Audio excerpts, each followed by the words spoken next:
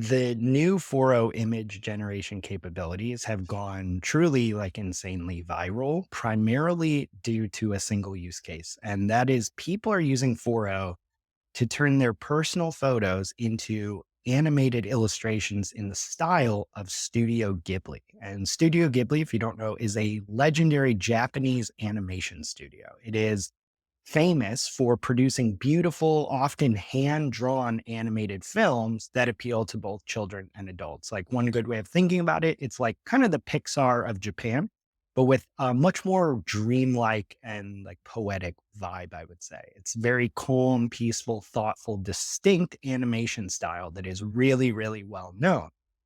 And it also happens to be the animation style that users latched onto when experimenting with 4.0 image generation. Now, it seems like X in particular, though I've seen elsewhere now, like LinkedIn, is just flooded with everyone, not just AI, early adopters using tools to apply like a Studio Ghibli filter to all their photos. Now, a lot of people have found this really fun, wholesome, and creative. The style is really kind of joyful to look at, I think, but it's also generated a ton of backlash because people are wondering just how much of Studio Ghibli's copyrighted work may have been used to train this model. So, Paul, I want to kind of frame this through one post, which we saw that kind of really illustrated I don't know if it's surprising, but like a deep well of anger about this issue. So, a former Googler and a leading voice in AI, Cassie Kozyrkov, who posted about this trend on LinkedIn, she showed off some Ghibli photos that she had done of herself. And she basically kind of commented like, hey, this might be some great marketing for Studio Ghibli. Everyone's talking about it. Now, the comments, though, kind of disagreed. They were almost 300 of them. They are very majority negative. People are just kind of raging and extremely upset about how Ghibli's work is just being essentially ripped off for this use case. Again, it's a really distinctive style that has been around for decades. So I guess I wanted to start this off by asking like, are we about to see a wider backlash here, at least among creatives towards AI? Yeah, I think it's coming. In addition to like the books being stolen Hmm. from for training, which we'll touch on as well. So I tweeted sometime last week when it became pretty apparent that OpenAI was steering into this Studio Ghibli thing. And Sam himself changed his Yeah. icon on Twitter, um, and I said that the AI model companies had entered the quote "don't give a f" phase of IP infringement, meaning like we're just going to do it. And then interestingly, because I was referring earlier to how these things work, where it's very, very obvious they were trained on copyright material. Like ask it to do something for The Simpsons or Marvel or Disney, it'll do it. At least as of like Friday, it would do it. It takes about 20 seconds to create the image, and it sort of appears from top down. It's using this autoregressive model to like build these things. And so you'll like say, turn me into Homer Simpson, and it'll do it, and then it just goes away. And so obviously, it knows who Homer Simpson is. It was trained on Homer Simpson. It has the ability to output Homer Simpson or any of these other copyrighted characters and materials. Um, but by disappearing it, they're basically like not hopefully going to get sued. But in the case of Studio Ghibli, based in Japan, which doesn't actually have, you're not allowed to sue for copyright Right. infringement in Japan. They're allowed to train the model. So the belief, and I don't think OpenAI has confirmed this yet, is that the reason that Sam and others allowed this, like steered into this and even like joked about this character or this studio being used, this style, is because they can't get sued by this company. Now, Hmm. again, I don't know that 100% to be fact, but I do know that that is the rule in Japan. So I think what they're doing is basically like they trained on everything, and the ones where they won't not get sued, they're gonna kinda just let it go. Now, interestingly, there was a couple people who started saying like, "Hey, this thing's getting nerfed already by the weekend," meaning they're making it safer and not like allowing it to do all these other things because it Right. can do a lot of things, not just copyrighted things. Um, and he said, quote, "We are gonna do the opposite of nerfing it," meaning they have every intention of like pushing the limits here. They're going to let this thing go. So I don't know if they've just become convinced they're going to win these lawsuits or they just have enough billions set aside for the lawsuits. They just don't care. Hmm. but it's obvious that they're just full steam ahead. XAI is going to be full steam ahead. I got to mention Meta is going to do the same thing.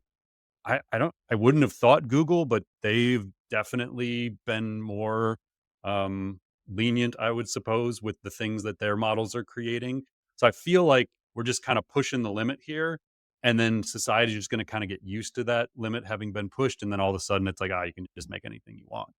So I don't know. I think that there is this definite frustration with people related to the impact it has on creative work. And then the other side of this was last week, Mike. There was a lot about like the LibGen books thing. You want to give Right. us the rundown on what Yeah. that was? Because it's in the Yeah. same vein. Yeah, absolutely. So on March 20th, The Atlantic, the publication, published a database of all the books that Meta may have used to train its models, books which it doesn't have the rights to because Meta was proven to have trained on books from a database called Library Genesis or LibGen. And it's a pirated book database. You can go on it and get books that you have to typically pay for free. Now, another post about this has gone even much more viral than the one from Cassie. And this is from marketer and writer Anne Hanley, who we know. She posted on LinkedIn about how all three of her books she found from this database were used without permission to train Meta's Llama models. And this post has almost 850 comments, 438 reposts on LinkedIn, which is insane. That might be like one of the crazier posts I've ever seen.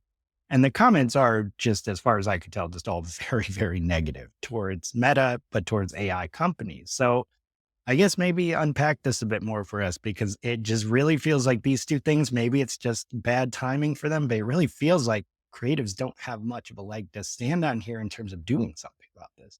Yeah, so I think, and I'm just kind of thinking out loud here. I think two things are happening. One, people are becoming aware of how this has been working for years. This is not a secret that this is how this has been done. Your books have been being stolen for years and used to train models for years, as has your creative outputs, your designs, your photography, your painting. All of it's been stolen for years. That is not new. People's awareness of it is new. Mm, And then the second component that I think is only going to throw some fuel on the fire here is go back to the last section where we talked about the impact on creatives, where I think this is the year where people actually start to feel it, where, maybe I'm not making what I used to make to do logo designs, or I'm not getting paid what I used to get paid to do writing, or the client's kind of doing their own writing now, or the CEO is able to write his or own scripts because they're just using ChatGPT and they build a co-CEO that writes their speeches for them. Like, I think this is the year where the rest of the world starts realizing what these things can do and starts doing things themselves that they used to use other people to do. mhm. And so I think combined with an awareness and understanding of how these models work, with an actual impact on people's livelihood or perceptions of value and fulfillment, that is a recipe for a lot of backlash. And I would not be surprised at all to see these sorts of posts continue. And it just takes a few well placed influencers who decide to make this a talking point for all of their followers to now realize what's happening too. And Anne is wonderful. Anne is a great friend. She was our keynote for last year's AI for Writers Summit, I believe. She and I had a wonderful talk about the Yeah. impact of AI in writing. So, um, and Anne is one of the most trustworthy and honorable people I've ever met. And if Anne has a problem, Anne's followers are going to have a problem with what Anne has a problem. Um, so yeah, I think it's fascinating to see, and I don't know. I like part of me is involved in this because I am a writer. You're a writer, Mike. My Yep. wife's an artist. I think I live this personally, and then I observe it and comment on it for our podcast. So I live in this weird world where I feel both sides of this. Like I'm inspired by what you can build now, the democratization of the abilities to do these things, and I like using the tools. And then the other part of me is like, but I know how they're trained and I know the impact they're going to have on people. And sometimes I'm not really sure how to feel about it all.